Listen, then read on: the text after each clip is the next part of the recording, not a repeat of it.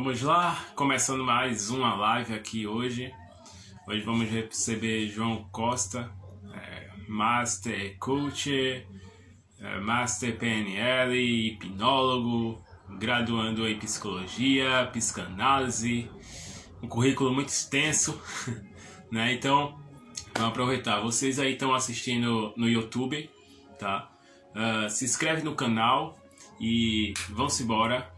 Dá essa força aí e manda para aquele teu amigo que precisa entender um pouco mais sobre a ansiedade, entender melhor, tá bom? Então, deixa eu só enviar aqui pro pessoal.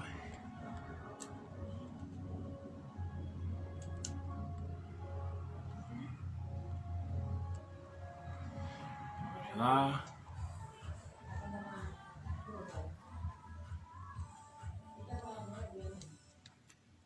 Enviar aqui. É o tempo que o João vai chegando aí pra gente poder dar início a mais uma live, tá bom? Só enviar aqui pro pessoal. Ok. Boa tarde, Sai Emily, tudo bem? Vão enviando aí para os contatos de vocês, tá? Aquela pessoa que você sabe que vai precisar compreender um pouco mais sobre a ansiedade, sobre essa pandemia, né? Esse pós-pandemia aí, essa pós-quarentena. Muita gente passando por dificuldades, né, emocionais, tá bom? Deixa eu só convidar aqui o João. Grande Saúl. Boa noite, irmão. Tudo certo? Aguardar aqui o João entrar. Opa, meu querido, tudo bom?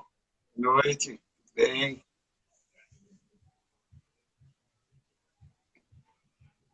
Envia aí, João, para o pessoal no chat. Bem. Fazendo isso aqui. Eu tenho que tirar aqui do pedestal aqui para poder enviar.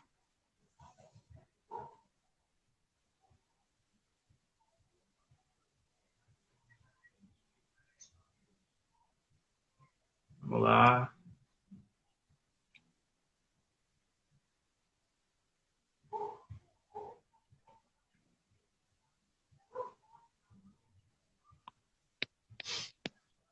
Vocês aí que estão online, poder dar uma força, mandar para aquele amigo de vocês, divulgar, né? Para a gente dar início aqui, tá bom?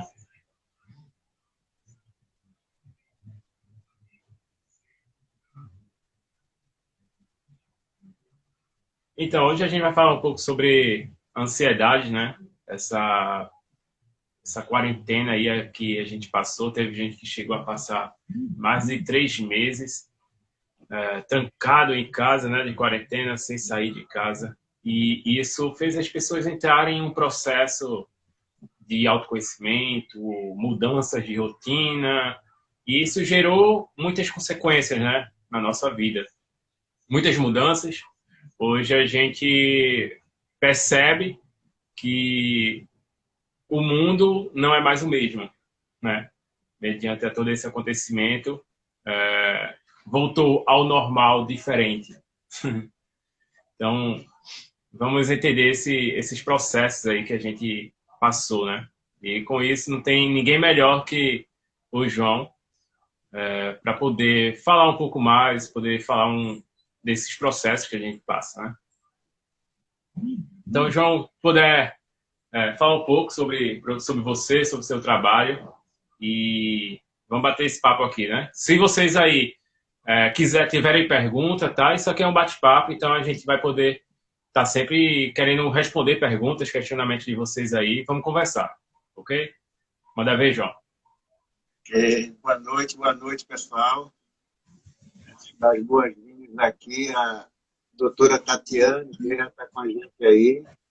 A doutora Tatiane foi a pessoa que me recepcionou quando eu estive internado com Covid-19, né, no momento mais crítico da Foi minha mesmo? vida. Havia acabado de falecer minha mãe. E estamos aqui com a doutora Tatiana. Seja bem-vinda, querida. É um prazer enorme ter você aqui conosco. Gildete Fernandes está conosco aí também. Gildete foi minha colega, acredito que no quarto ou quinta série do ano,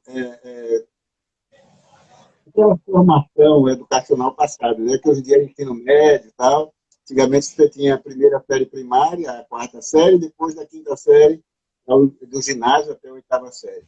Gildete foi minha colega de turma lá na quinta série, foi minha colega de adolescência. Né? Querida, seja bem-vindo, é um prazer estar com você também aí. E eu vou pedindo desculpa aos outros colegas que estão aí, que eu não estou conseguindo visualizar aqui na minha tela, né? Mas tem Josineide, está aí, Albuquerque. Josineide, querida, seja bem-vinda, está com a gente também aí. Né? Enfim, tem o Paulo aí, né? Emily está comigo também. Pessoal, sejam bem-vindos, todos vocês. As pessoas vão chegando aí, e pouco a pouco a gente vai batendo esse papo.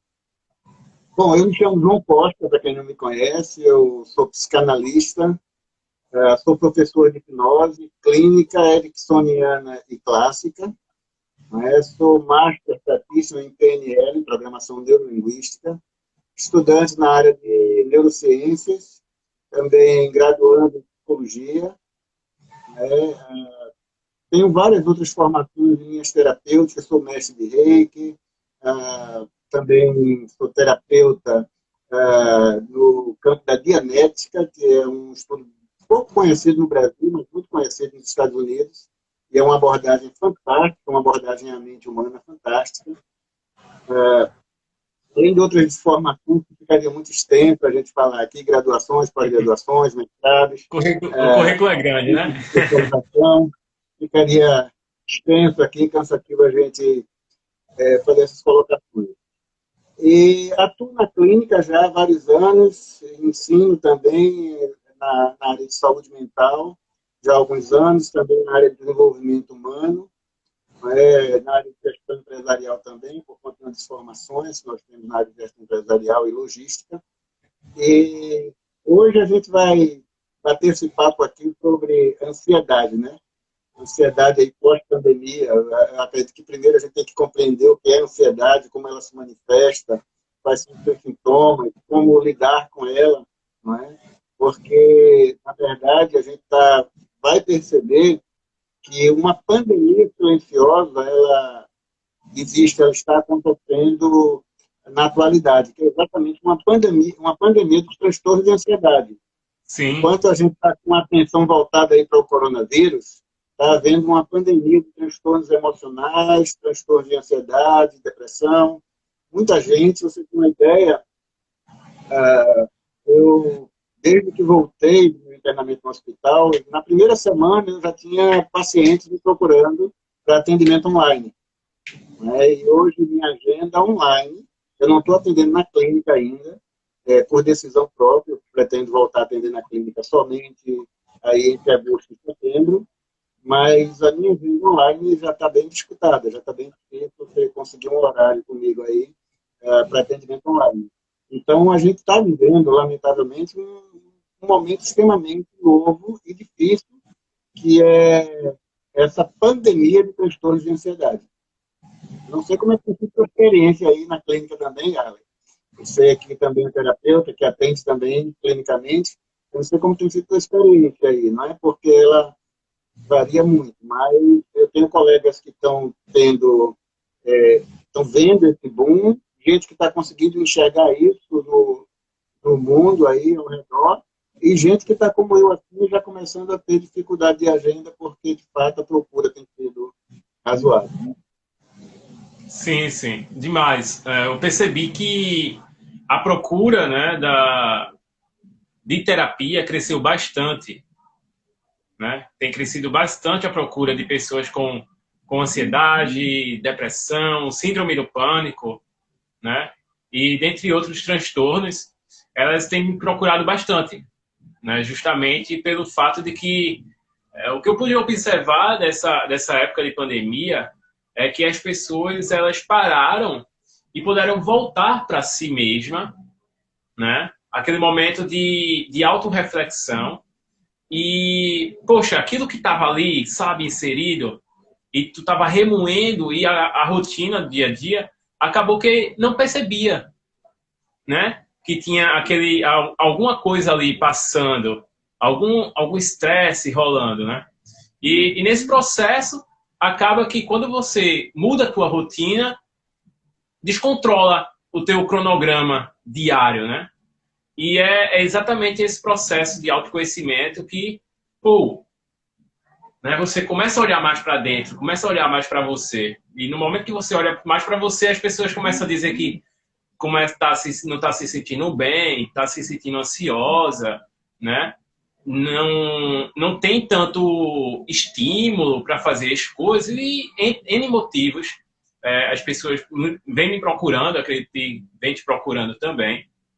E uma coisa que eu costumo dizer é que, ó, o problema ele estava aí em você. Você não tinha percebido ainda, né?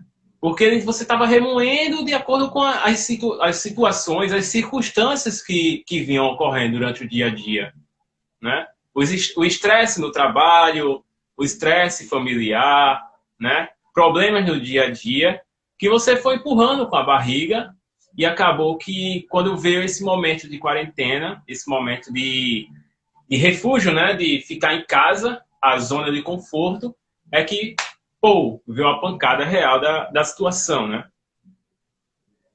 É verdade, Ale. E aí, isso é interessante, desculpe, isso é interessante, é que dá para a gente uma deixa para a gente compreender o que de fato é a ansiedade, né?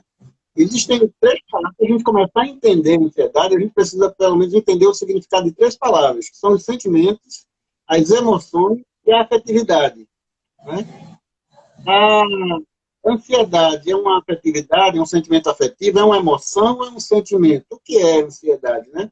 Eu preciso entender o que significa essas três palavras para entender como se forma a ansiedade, como é que a ansiedade se constrói, né? E a primeira palavra, sentimento, sentimento dá a ideia de um estado afetivo duradouro, é uma emoção duradoura, né? São modos estáveis, né, que eles servem de pano de fundo para emoções mais agudas, emoções mais violentas, né? É interessante dizer uma coisa, Ali, toda emoção que explode, ela é resultado de sentimentos que perduraram, de sentimentos longos, ou seja, toda Isso. emoção explosiva ela é resultado de um sentimento, ou seja, o sentimento é esse estado afetivo duradouro, essa emoção que dura um pouco mais. E já a emoção, ela é o pico dos sentimentos, quando o sentimento chega no seu último estágio, né? Aham. É uma experiência afetiva de duração mais breve. A emoção ela tem uma duração mais curta, porém ela está no pico de um sentimento, ou seja, o sentimento é a explosão da emoção e a emoção é o pico do sentimento, né? Quais são os componentes de uma emoção? Quais são o que é que compõe uma emoção? A emoção ela tem componentes físicos, ela tem componentes motores, glandulares, né, voltada à questão da neurofisiologia, os neurotransmissores. Ela tem componentes emocional por conta do sistema límbico, não é onde que é a área do nosso cérebro que coordena as nossas emoções, que é responsável pelo controle das emoções, né? Então, as emoções ela é um sinal de que algo no ambiente está fora do normal, que algo está fora da rotina. Né? Algo ali na vivência saiu do seu padrão, saiu da sua rotina. Né? Então, essa é a diferença aí entre sentimentos e emoções. Mas e a afetividade? O que é a afetividade? A afetividade é o resultado da combinação entre emoções e sentimentos. A combinação entre emoções e sentimentos gera a afetividade. É como a pessoa ela reflete essa combinação aí de sentimento e afetividade no mundo fora dela, no mundo externo a ela. Né? A afetividade é uma disponibilidade emocional para você sentir, para você expressar, para você receber afeto. Então, essa disponibilidade que você tem de receber afeto, de exprimir o seu afeto a alguém, de você sentir afeto, de você dar afeto, isso é afetividade. Então, quando a gente compreende essas três palavras, a gente vai entender que a ansiedade ela é uma emoção.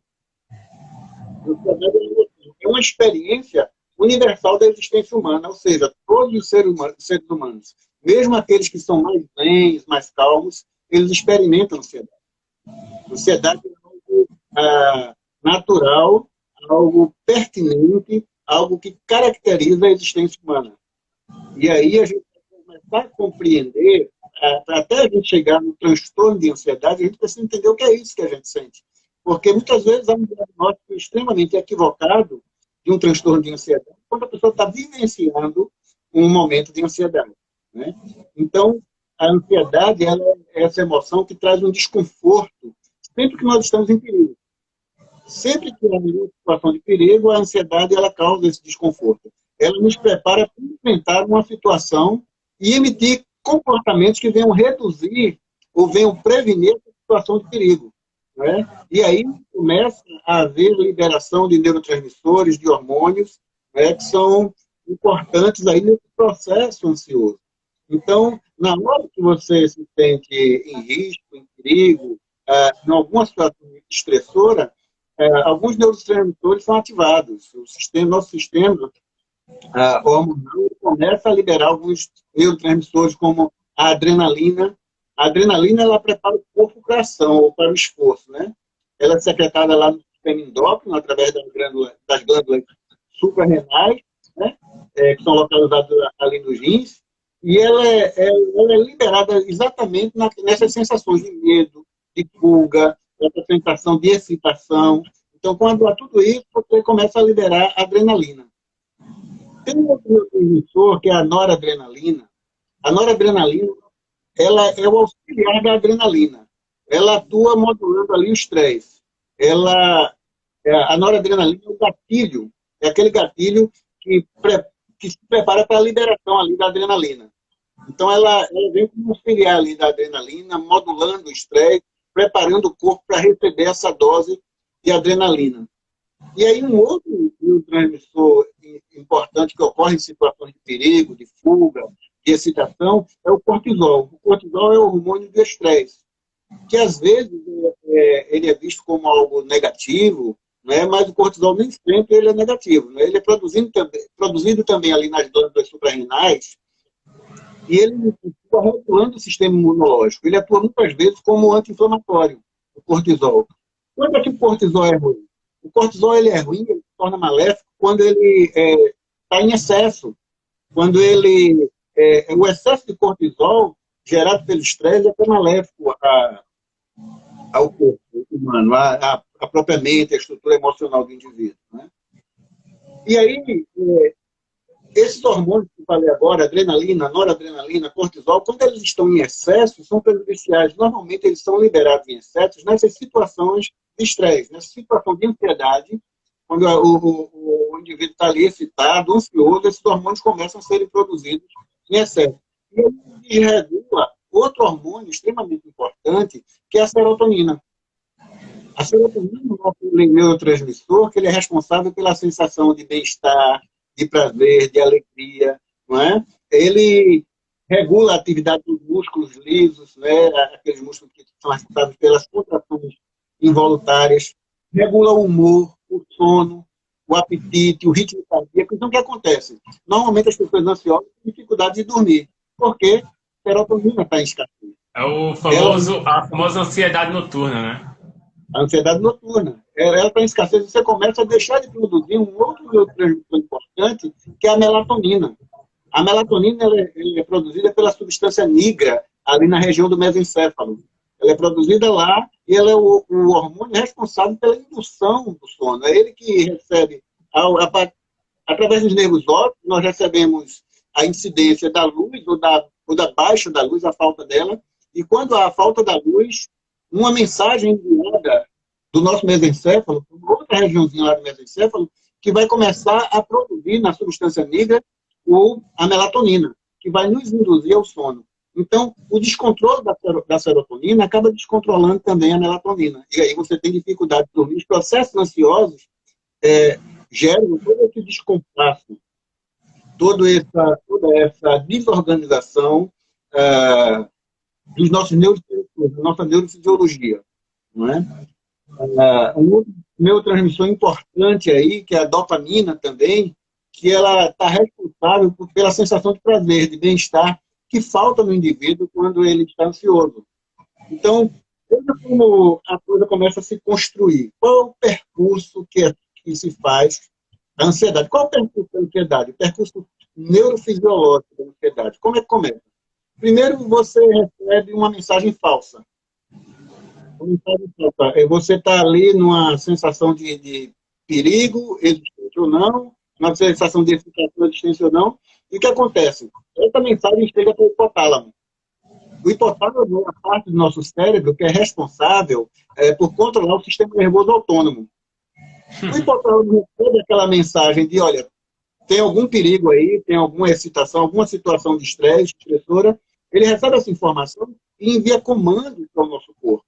Comandos involuntários, que é o sistema nervoso autônomo. Sim. Né? E aí ocorrem essas alterações hormonais que eu acabei de falar.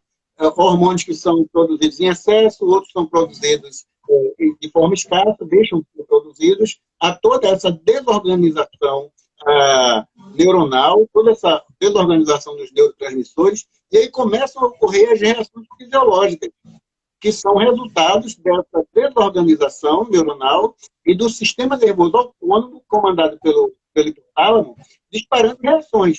Reações como taquicardia, sudorese, sensação de pânico, né? E ocorre uma outra alteração também, não somente as fisiológicas e motoras, mas as alterações na percepção.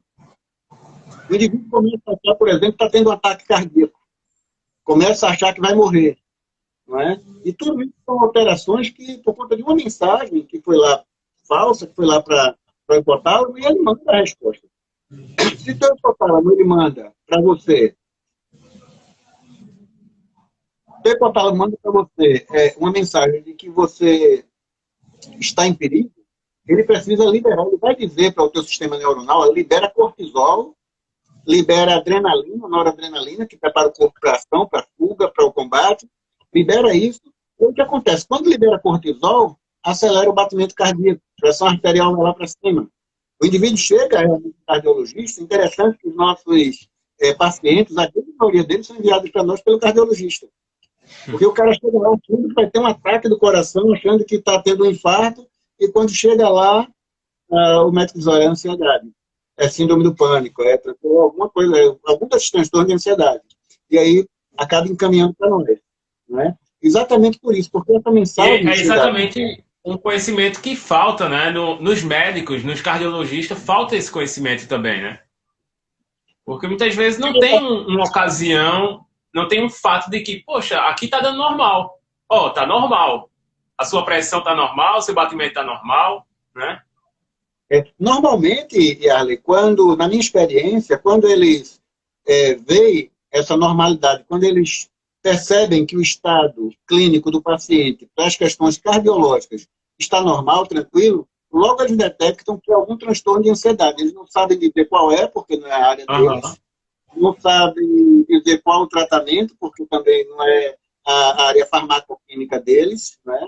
A área farmacológica deles, eles não vão saber dizer qual é o tratamento, qual a medicação indicada, se há necessidade de fármaco. Mas aí o que é que ele vai dizer? Procura um psicólogo, procura um psicanalista, procura um terapeuta. Vai em busca de um profissional que vai te ajudar a entender esse processo. Eu tenho tido essa experiência de receber na clínica muitos pacientes que vêm dos cardiologistas.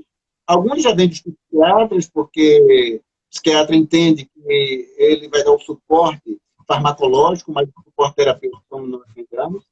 Então, alguns psiquiatras enviam, mas na grande maioria, quando ele não passa pelo psiquiatra, ele já vem para a gente indicado pelo cardiologista.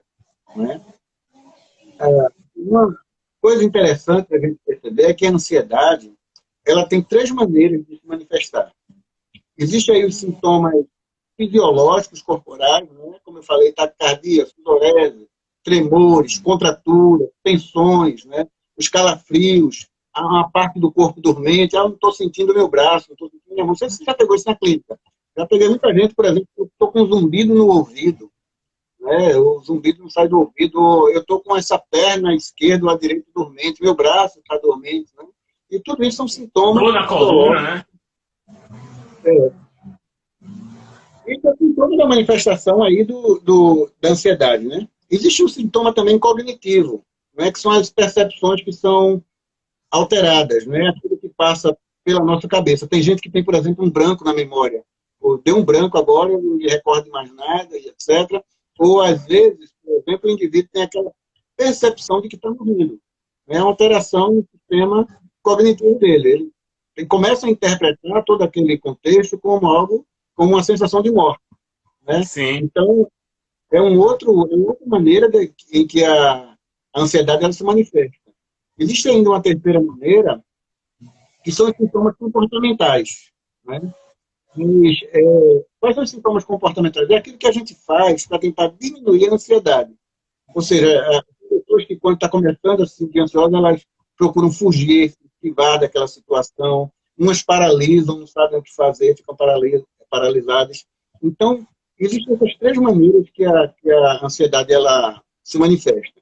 Os sintomas fisiológicos ou corporais, os cognitivos e os comportamentais.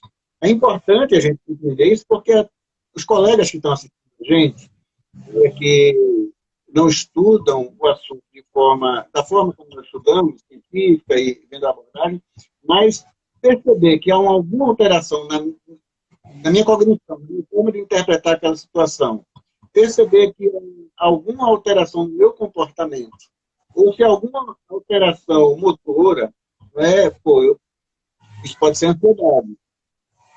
Isso pode ser ansiedade e é interessante que eu vá buscar ajuda para poder lidar com isso.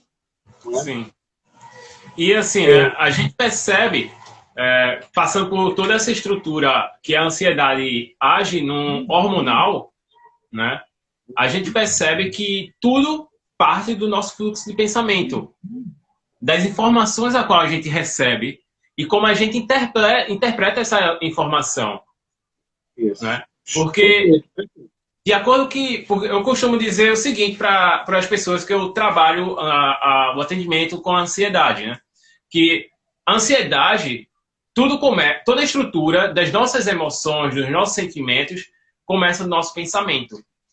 Né? São memórias, né? As memórias vêm os pensamentos, esse pensamento vai trazer uma estrutura de percepção, de como a gente vai ver aquilo ali. Visualizando aquilo, a gente vai gerar uma emoção. Ou seja, se a gente não está gerenciando os nossos pensamentos, se nós não estamos observando, né, a estrutura do nosso pensamento e como nós estamos tornando aquilo como verdade, como nossa realidade, a gente vai gerar uma emoção positiva, uma emoção negativa. Tendo essa emoção, nós vamos ter uma ação mediante aquela ocasião. E a ação vai gerar um resultado. Né? Então, isso traz para a gente a nossa vida cotidiana. Né? O quanto isso está nos afetando, o quanto o nosso pensamento, ele está nos elevando ou ele está nos derrubando. Se o teu pensamento está te elevando, né, é o sinal que, poxa, muito bem, tu está sabendo gerenciar teus pensamentos para que tuas emoções possam te ajudar no teu dia a dia.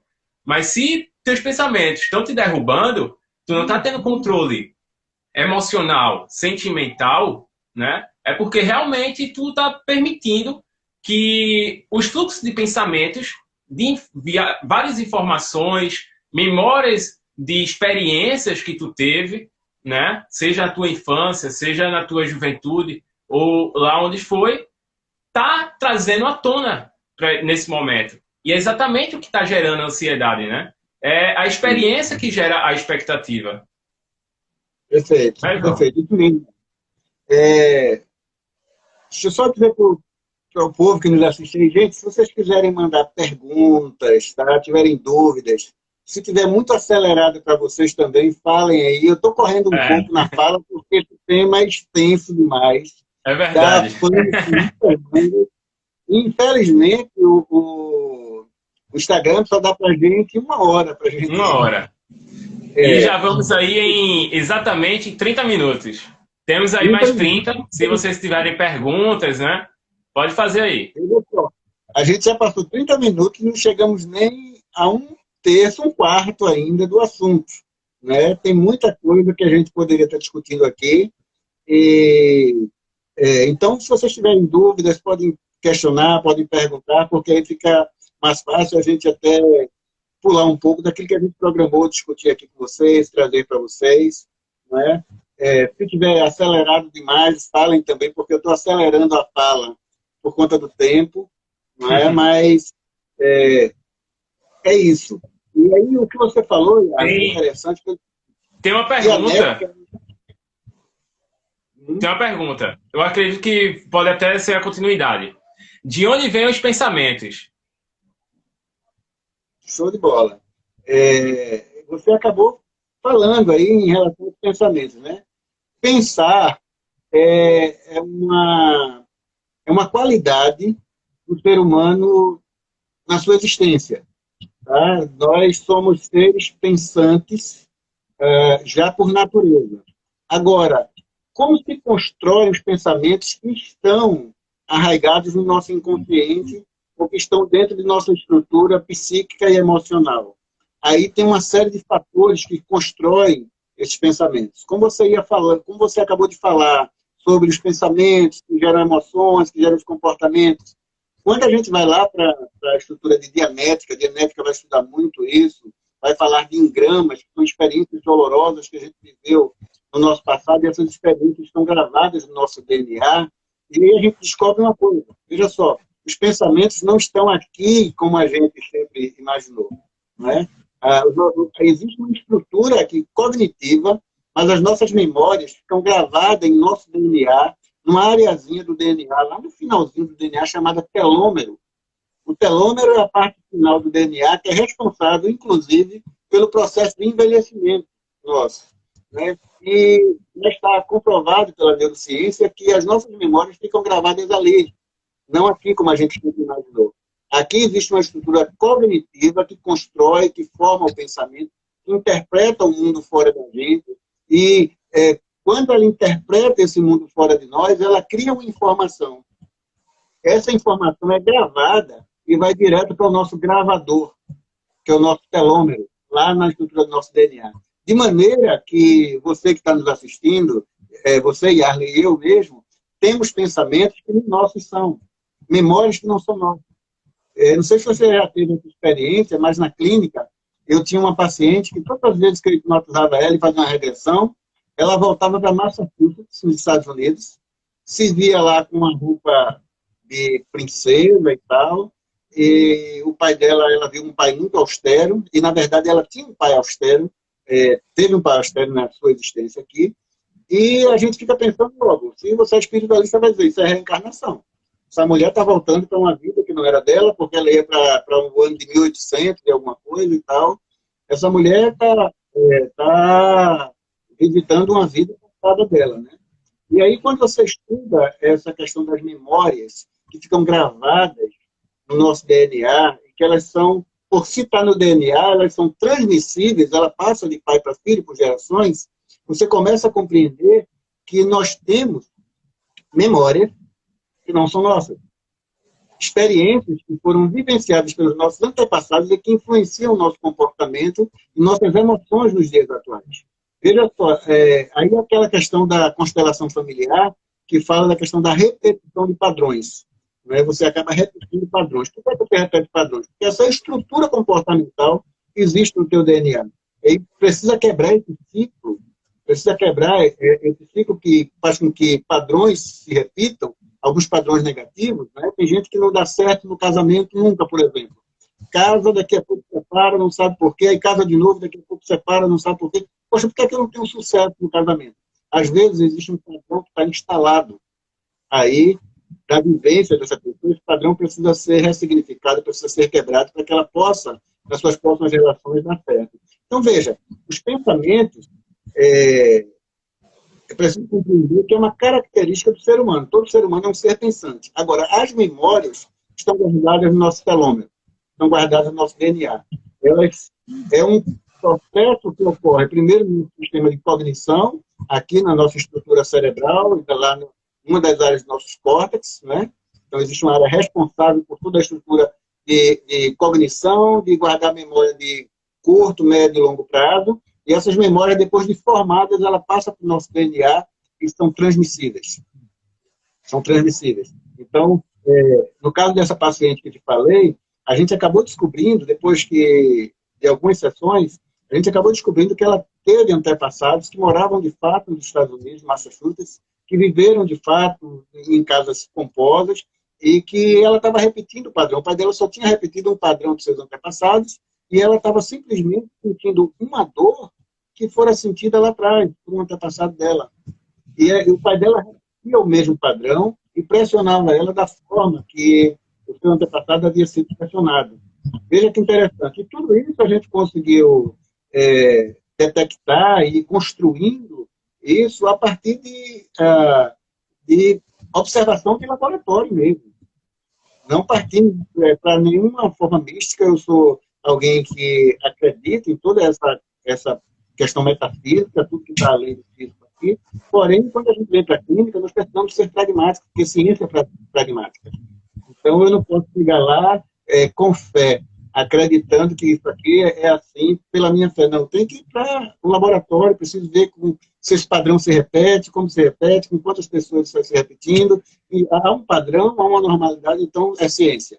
Se não há o padrão, se não há normalidade, aí eu começo a ir para outros caminhos, tentar interpretar isso a partir de outros vertentes do conhecimento. Né?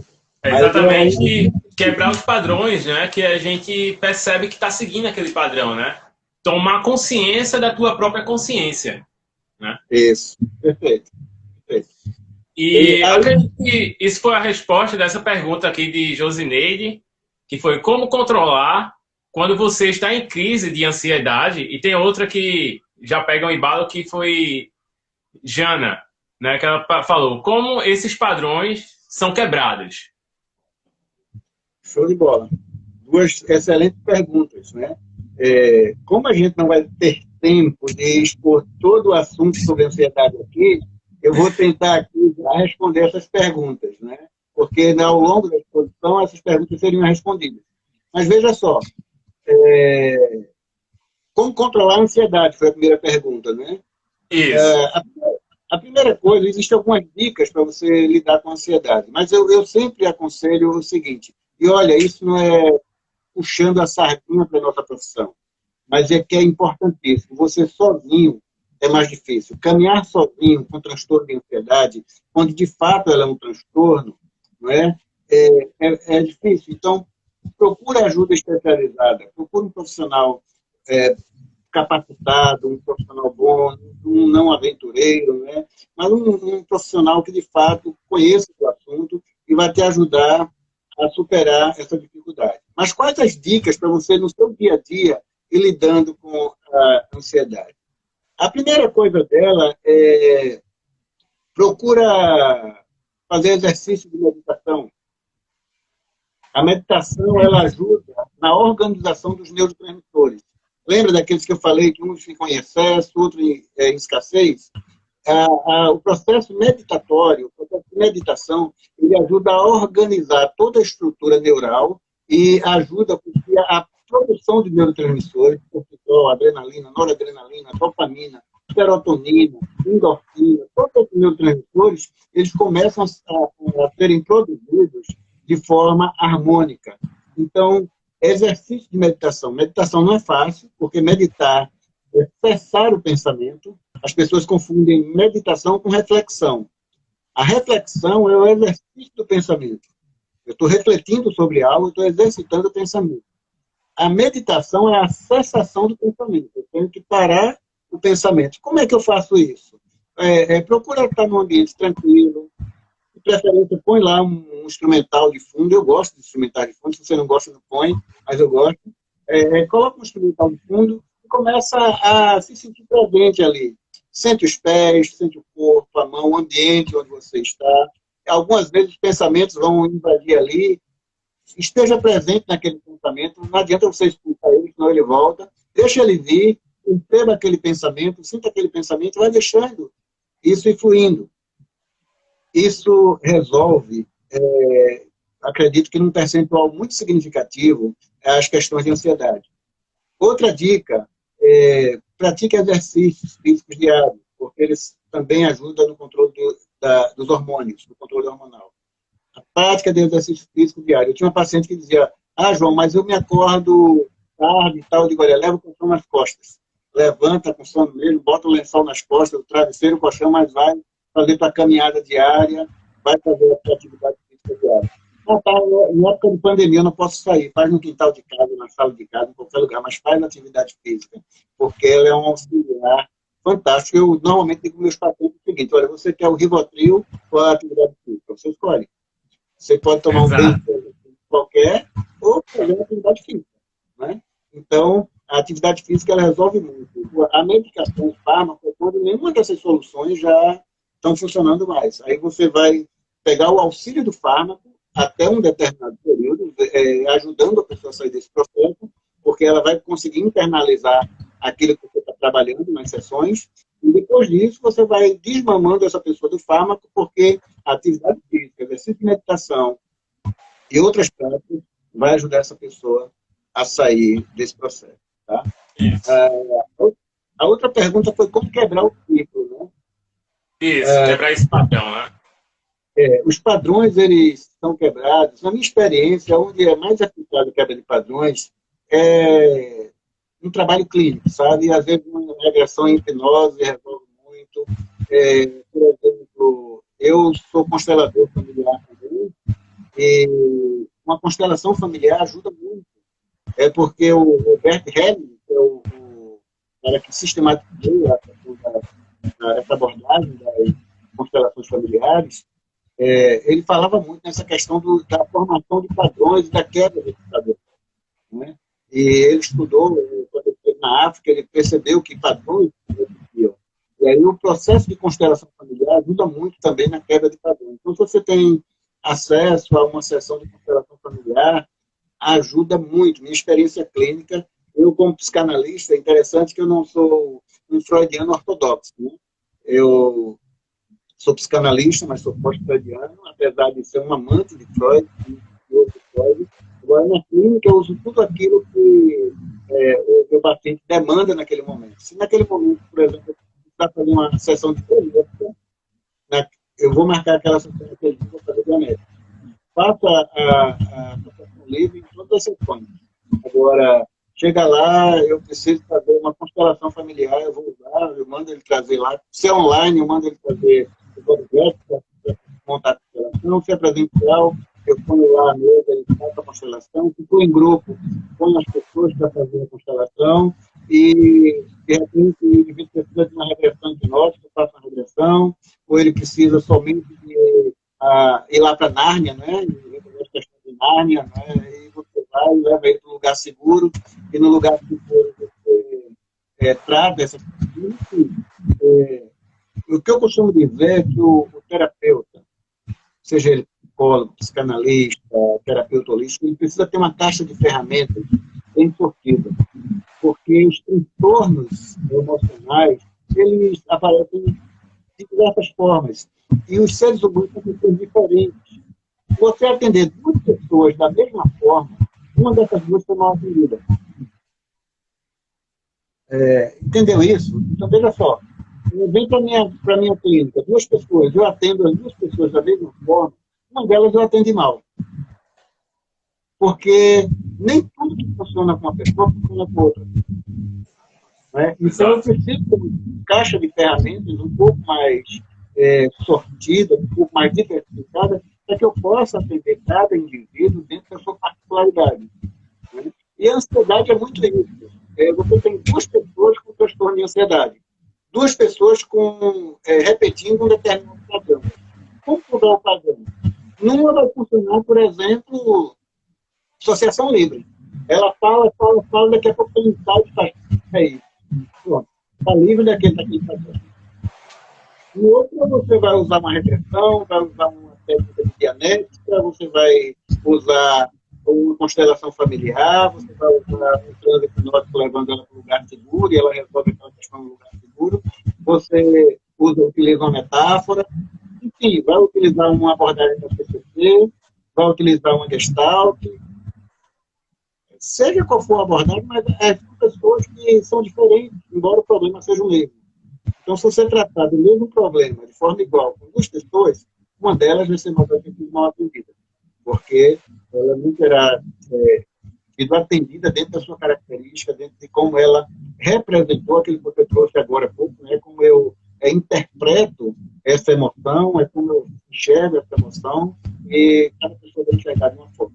Então, foi Josineide, eu acho que perguntou, Josineide, a quebra de padrões não é algo que você consegue tão facilmente quebrar em casa, sozinho, vai precisar da ajuda de um profissional.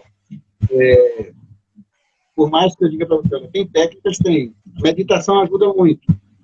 Num desses processos meditatórios, você vai ter um insight e vai resolver isso. Você procurar internalizar, perceber as suas emoções, os seus sentimentos, vai te ajudar bastante. Porém, esse é um processo que é um pouco mais delicado, precisa de uma ajuda profissional mais especializada, sabe? Não é algo que você vai fazer com tanta tranquilidade, como, por exemplo, você lidar com ansiedade, com caminhada, com meditação, com prática. Aí você consegue reduzir os níveis de estresse, porque são questões biológicas e neurofisiológicas que estão atuantes aí. A quebra de padrão é diferente. São conteúdos inconscientes que estão arraigados na tua estrutura amnésica. É isso uma atuação mais profissional. Tem outra pergunta de Carmen Silva, que é: quais são os maiores sintomas da ansiedade?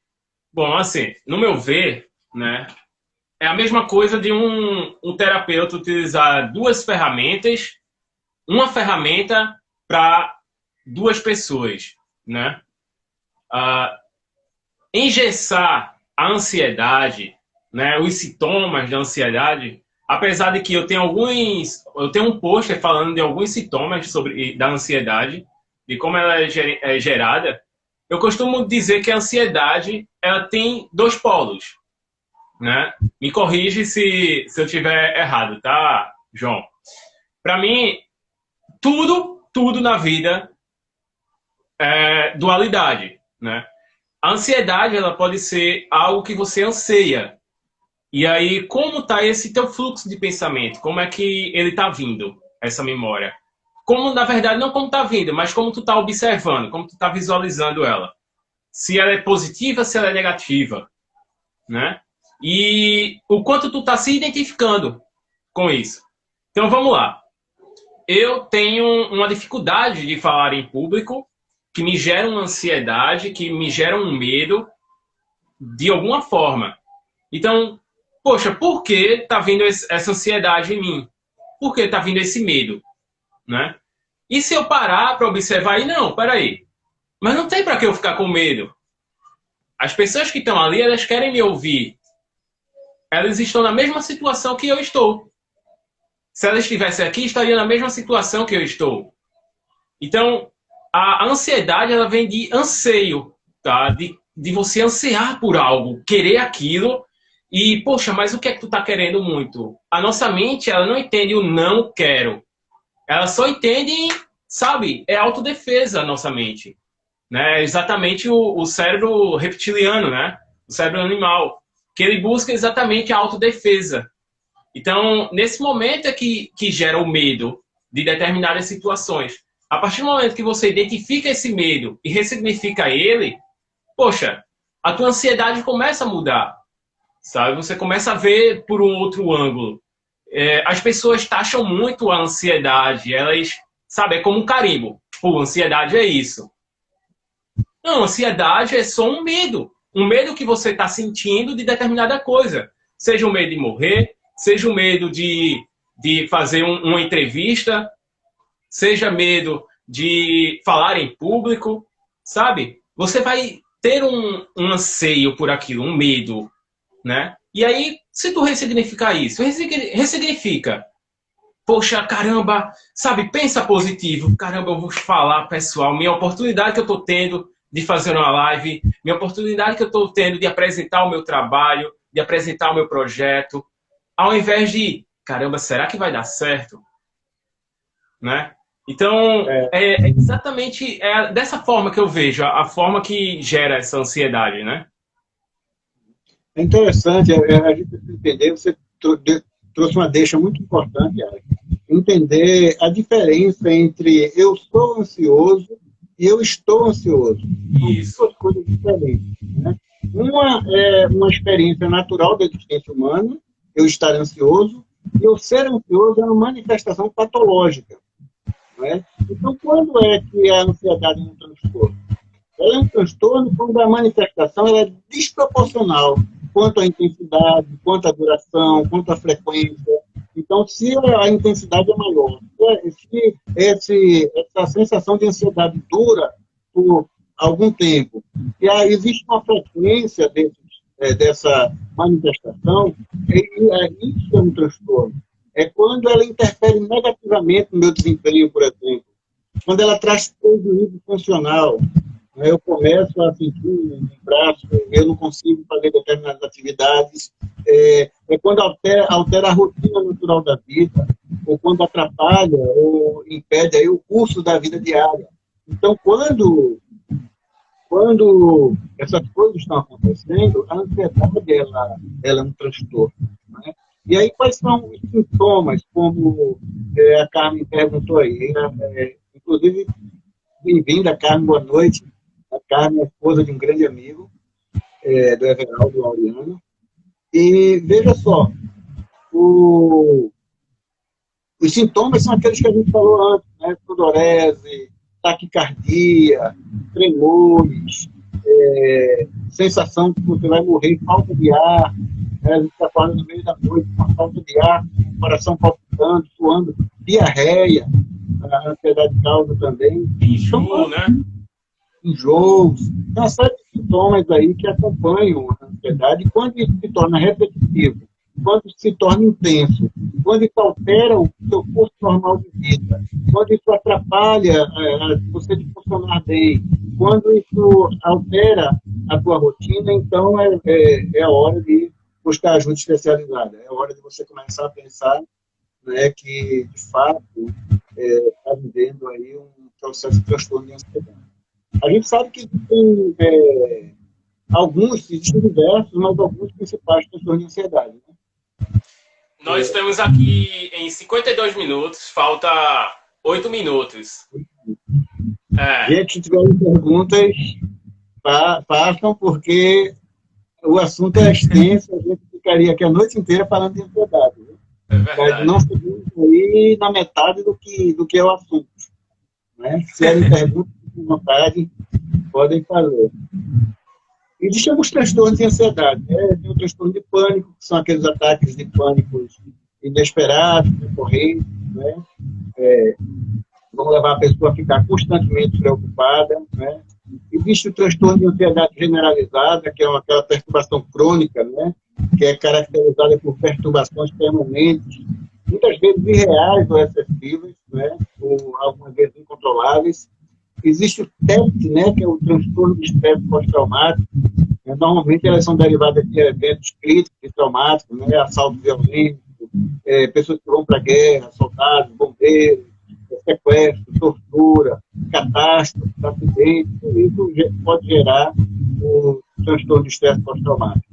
Existe o transtorno fóbico, né, que são as fobias, né, que é um medo persistente e irracional a um objeto específico, a uma determinada situação, né, que muitas vezes é considerada perigosa, ou que representa um perigo eminente. Né.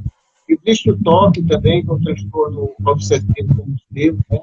São obsessões e compulsões severas, né, que consomem tempo e causam sofrimento à pessoa, e aí a gente precisa diferenciar o que é obsessão e o que é compulsão, né? A compulsão são comportamentos repetitivos, né, ou atos mentais em que a pessoa ela se sente compelida, ela se sente impulsionada a executar uma resposta a essa obsessão. A obsessão já é um apego exagerado, a um sentimento ou a uma ideia física, né? É fixa. Né? Então, tem essa diferença aí entre compulsão e obsessão. Né? Existem diversos outros transtornos. O que é interessante de perceber é o seguinte, algo que ninguém nunca fala muito pouco, é que a depressão é o transtorno de ansiedade no seu estado mais severo, no seu estado mais profundo. Então, normalmente, a gente tende a separar essas coisas e tratar a depressão como algo particular com uma psicopatologia diferente. Não. Normalmente, os processos depressivos começam com processos ansiosos, que vão se agravando, vão se aprofundando e descamba numa depressão. A depressão não é comum, mas ela pode também acabar gerando uma outra psicopatologia, que é a esquizofrenia. Ela pode acabar gerando isso. Não é comum, às vezes, o esquizofrenia. As raízes da esquizofrenia, as fontes da esquizofrenia, as causas fundantes, são diferentes da depressão, muitas vezes, mas, em algumas vezes, ela pode causar. Tem um caso, por exemplo, de um indivíduo que sofreu um assalto. Ele era muito jovem, sofreu um assalto e ficou com um transtorno de estresse pós-traumático. Isso foi evoluindo, e na época, vivíamos naquele período ainda, antes da reforma psiquiátrica, então foi muita medicação, e ele acabou desenvolvendo a esquizofrenia. E hoje a esquizofrenia não consegue viver sem medicamento, sem visões, psicopatoses, tudo isso que poderia ter sido evitado se o transtorno de ansiedade fosse tratado como ansiedade. Então, é importante aí a gente diferenciar essas coisas. Quero deixar esses minutinhos finais aí para as pessoas perguntarem, se alguém quiser perguntar mais alguma coisa, para a gente não acabar com outra Tu estás com tempo para fazer uma segunda parte? O que é que tu acha? Se o pessoal topar aí, se vocês aí concordarem em continuar na segunda parte, né, da live, a live parte 2, comenta aí um joinha, um ok, dá coraçãozinho, né, para o Instagram reconhecer que a live foi boa, tá sendo boa. Eu quero ver o coração subir aqui, hein? Quem concordar, dá coraçãozinho aí. E quem tiver, né, passando por esse momento de dificuldade, de ansiedade, fala com a gente, fala comigo, fala com o João. A gente tá aí para poder ajudar vocês, tá? Eu e o João atende online, né? Não só presencial. Eu e o João já faz um atendimento, não é de hoje, online. Não foi nessa quarentena que a gente começou. A gente já tem uma bagagem aí de experiência, tá bom? Então, beleza. A gente vai... Esperem só uns 2, 3 minutinhos, né? Que é o tempo que eu vou encerrar a live aqui, botar o título e a gente começa outra live, tá ok? Fiquem atentos aí, sempre atualizando e já já a gente volta, beleza? Ok. Já já.